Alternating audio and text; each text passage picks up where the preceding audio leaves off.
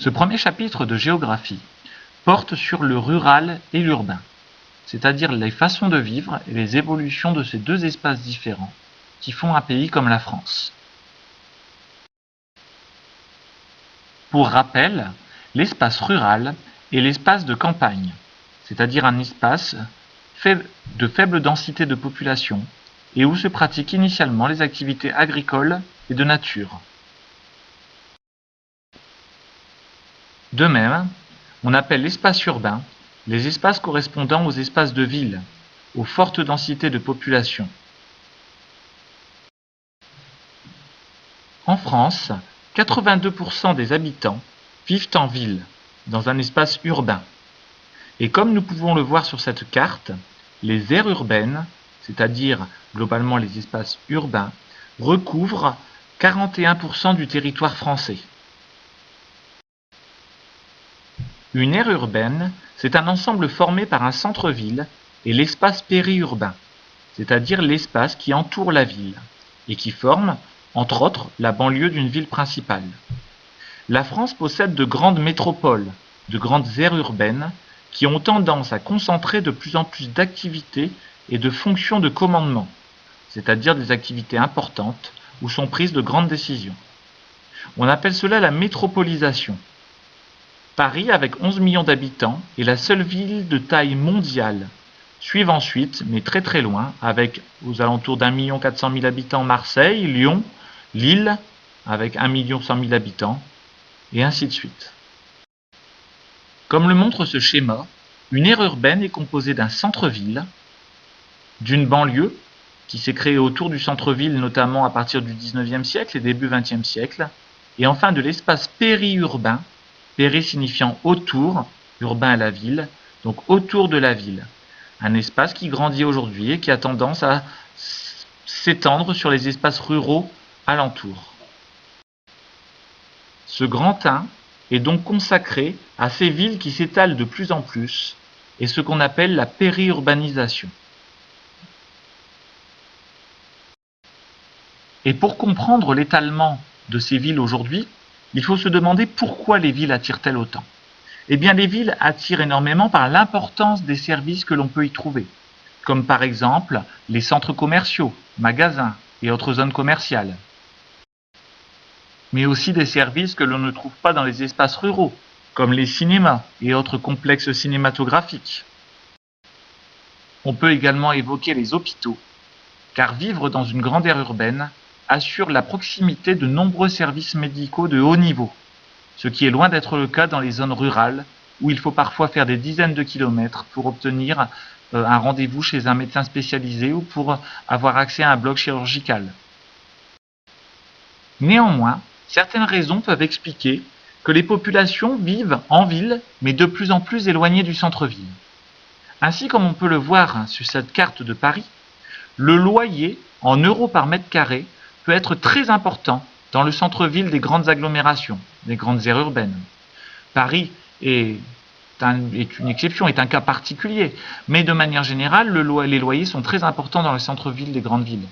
À Paris, on peut avoir une moyenne d'environ 14 000 € du mètre carré, et certains quartiers peuvent monter jusqu'à 35 000 € du mètre carré. Cette importance du tarif et du prix des loyers empêche de nombreuses familles de pouvoir se payer ou de pouvoir louer des appartements ou des maisons dans le centre des grandes agglomérations. Les familles préfèrent également mettre le prix et payer un loyer ou une maison pour avoir un cadre de vie plus agréable. C'est pourquoi ils ont tendance à s'éloigner du centre-ville, afin de pouvoir accéder à des maisons individuelles, avec jardin, notamment pour les enfants, et la proximité de parcs, de forêts, de zones d'activité pour les enfants et pour la vie en famille. En général, ce sont les familles relativement jeunes, familles qui se forment avec des enfants en bas âge, qui décident de quitter les centres-villes pour aller vivre en périphérie de la ville dans ces espaces au cadre de vie plus agréable.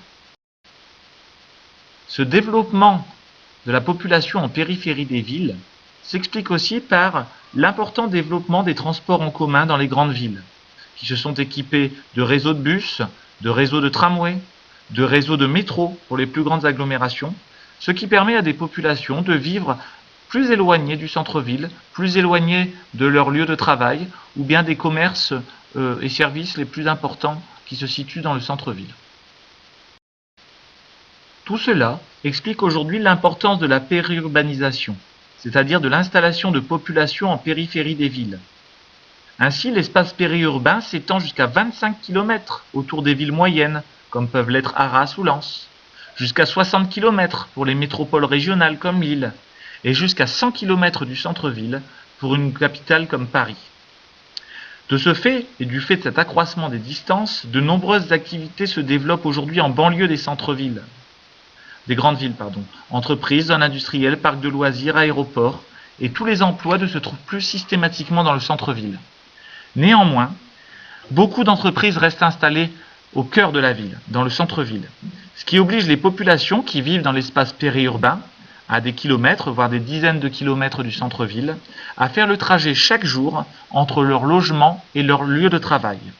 En moyenne, un Français parcourt 43 km pour se rendre de son domicile à son travail. On appelle ces déplacements quotidiens des migrations pendulaires, comme le montre cette carte qui nous présente les migrations pendulaires autour de l'agglomération de Lyon. Ces migrations pendulaires importantes entraînent des conséquences négatives, comme les embouteillages à l'entrée et à la sortie des grandes villes le matin et le soir, c'est-à-dire l'entrée au bureau et au retour du bureau. Les axes routiers arrivent à saturation. Il est ainsi très facile de s'en rendre compte le matin et le soir autour de l'agglomération lilloise, ou encore plus autour de l'agglomération parisienne, où les embouteillages se comptent chaque jour par dizaines de kilomètres. Mais les inconvénients, les conséquences négatives de ces migrations pendulaires sont également l'augmentation de la pollution ou les coûts élevés en automobile et en carburant pour les particuliers. Comme nous le montre ce schéma, qui représente le processus de périurbanisation, les villes se développent à leur périphérie, à leurs extrémités, et s'agrandissent au fur et à mesure, principalement le long des axes de communication, en grignotant peu à peu les espaces ruraux, c'est-à-dire les espaces de campagne. L'étalement urbain devient de plus en plus important, comme nous l'avons dit tout à l'heure, autour de Paris jusqu'à une centaine de kilomètres du centre-ville, autour de Lille jusqu'à 60 km, entraînant chaque jour des dizaines de milliers de particuliers à accomplir de grandes distances pour rejoindre leur lieu de travail. Passons maintenant au grand 2, consacré à la vie aujourd'hui dans les espaces ruraux. Comment vit-on aujourd'hui dans ces espaces, éloignés des villes ? Un espace rural se caractérise par des densités de peuplement faibles. Comme on peut le voir sur cette carte, en vert clair, les espaces ruraux représentent 50% du territoire. Seulement 18% des Français y vivent et seulement 3,3% des Français travaillent encore aujourd'hui dans l'agriculture. Ces espaces ruraux sont donc de superficie importante, mais évoluent au niveau de la composition de leurs habitants. Les espaces ruraux ont en effet changé. Fini les petits villages reliés aux grandes villes par des chemins de terre ou par des chemins de pavés, et des petits villages consacrés uniquement à l'agriculture où ne vivaient que des agriculteurs. Ce type d'image a disparu aujourd'hui. La campagne, les espaces ruraux sont aujourd'hui multiples et ne sont plus habités seulement par des agriculteurs ou des personnes travaillant dans le domaine agricole. Ainsi, comme le montre cette courbe, la population agricole n'a cessé de baisser depuis une quarantaine d'années. De quasiment 2 millions d'agriculteurs en 1980, nous sommes passés à un peu moins de 800 000 vers 2010. Cette baisse importante s'explique par la mécanisation importante, qui fait qu'aujourd'hui, les machines permettent d'avoir besoin de moins de personnes qui travaillent dans les champs, car ils remplacent cette main-d'œuvre qui était jusque-là importante. 787 000 agriculteurs en 2008, et cela ne cesse de continuer à descendre aujourd'hui. Aujourd'hui, les espaces ruraux sont devenus des espaces plus attractifs pour des familles qui ne sont absolument pas agricultrices et composées de personnes qui ne travaillent pas à la campagne ou dans l'agriculture, mais pour des familles qui sont à la recherche d'un meilleur cadre de vie, loin de l'agitation et de la pollution de la ville, qui recherchent de l'espace qui recherchent un rapport différent avec la nature. Comme le montre cette illustration, ces familles nouvelles qui habitent les espaces ruraux se déplacent ainsi quotidiennement jusqu'à la ville pour rejoindre leur lieu de travail. Ces familles vivent ainsi en milieu rural sans pour autant y travailler. Se développe ainsi aujourd'hui dans les espaces ruraux une cohabitation entre les espaces agricoles, que peuvent constituer les champs comme on peut le voir ici, et des espaces pavillonnaires, nouveaux ou en construction, qui accueillent ces populations urbaines à l'origine, puisqu'originaires des villes, qui ont décidé de venir peupler l'espace rural pour avoir plus d'espace, pour payer aussi sans doute un loyer moins élevé, ou pour payer une maison à un prix moins important, et donc pour pouvoir devenir propriétaire ou locataire dans un espace au meilleur cadre de vie, éloigné de la pollution et de l'agitation des villes. Les espaces ruraux sont ainsi devenus des espaces attractifs, également pour le tourisme. Les campagnes, les espaces ruraux attirent en effet pour ce qu'on appelle le tourisme vert, le tourisme en lien avec la nature, pour permettre à des urbains de pouvoir vivre à la nature, pratiquer des activités telles que le cyclisme ici, ou avoir un rapport différent avec la nature pendant leurs vacances ou pendant les week-ends. Se sont ainsi développés les gîtes de France et les gîtes ruraux pour accueillir pour les vacances ou pour de courts séjours les populations le plus souvent urbaines qui souhaitent découvrir un style de vie différent. La campagne n'est ainsi plus seulement une terre d'agriculture, mais aussi une terre de tourisme, une terre attractive. Néanmoins, il existe différents types d'espaces ruraux. Il y a certes les campagnes périurbaines, dynamiques, proches des villes, à la périphérie de celles-ci. Il y a aussi les espaces ruraux dynamiques, malgré leur isolement, qui se sont spécialisés, comme on vient de le dire, dans le tourisme vert, ou qui ont une activité agricole moderne et performante. Mais, comme on le voit sur cette photo, existe aussi en France des espaces du rural profond. On appelle le rural profond des espaces ruraux éloignés de tout, difficiles d'accès, dont la population vieillit et où les commerces et les services publics sont de moins en moins présents. Ainsi, dans ces espaces ferment les bureaux de poste, les écoles, les hôpitaux, ce qui a pour conséquence d'accélérer la désertification de ces espaces, c'est-à-dire d'accélérer la fuite des populations, surtout jeunes, de ces régions isolées de tout. Intéressons-nous ici aux cartes 8 et 9, c'est-à-dire les cartes qui sont en haut. On peut constater la localisation de ces espaces du rural profond, qui sont en bleu jusqu'à bleu foncé. Des espaces principalement au centre de la France, dans les régions de l'Auvergne, avec le Massif central, ou bien le Pyrénées, la Corse intérieure, donc des espaces de relief importants qui se vident peu à peu de leur population.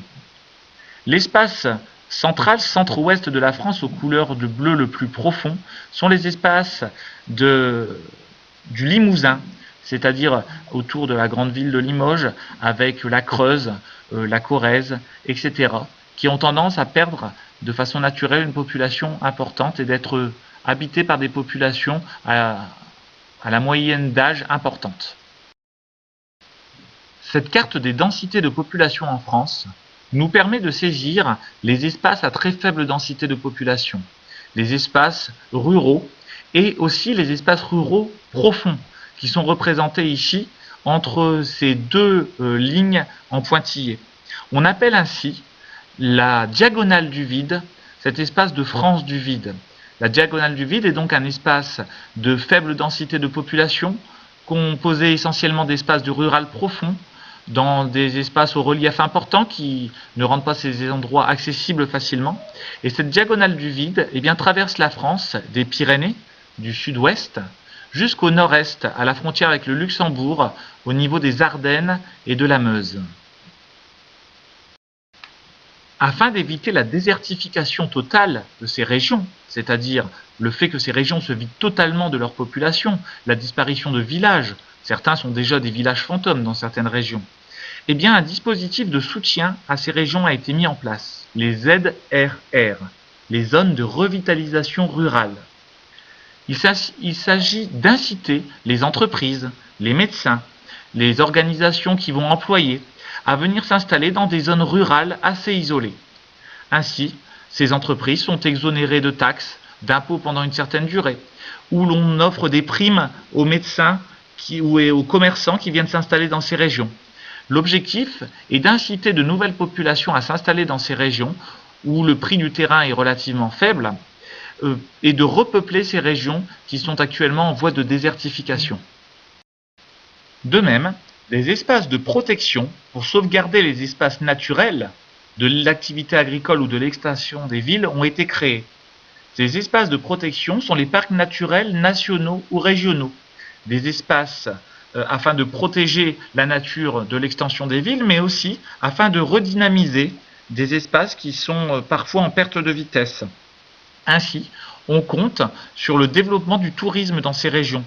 Sur la carte apparaissent les grands parcs nationaux français. Grands parcs nationaux français qui se situent dans les Alpes, sur le bord de la Méditerranée, dans les Pyrénées ou bien dans les territoires d'outre-mer que sont la Réunion, la Guadeloupe ou la Guyane. Mais on compte aussi des dizaines de parcs régionaux naturels dont le but est de développer l'activité touristique, le commerce sur le terroir, sur le développement des produits locaux, afin de dynamiser l'activité économique de ces régions qui sont parfois en perte de population et en perte de dynamisme. Dans notre région, on peut ainsi par exemple citer le parc naturel régional des Caps et des Marais d'Opale, qui se situe au large du Cap Grigné et du Cap Blanc-Nez. L'objectif est ainsi d'attirer des habitants, attirer des touristes, attirer l'activité économique pour que ces espaces ruraux ne tombent pas dans l'oubli et la désertification. Ces initiatives, comme les ZRR ou les parcs naturels régionaux ou nationaux, viennent de l'État, mais également des régions et des départements, qui veillent à développer l'activité économique de leur région.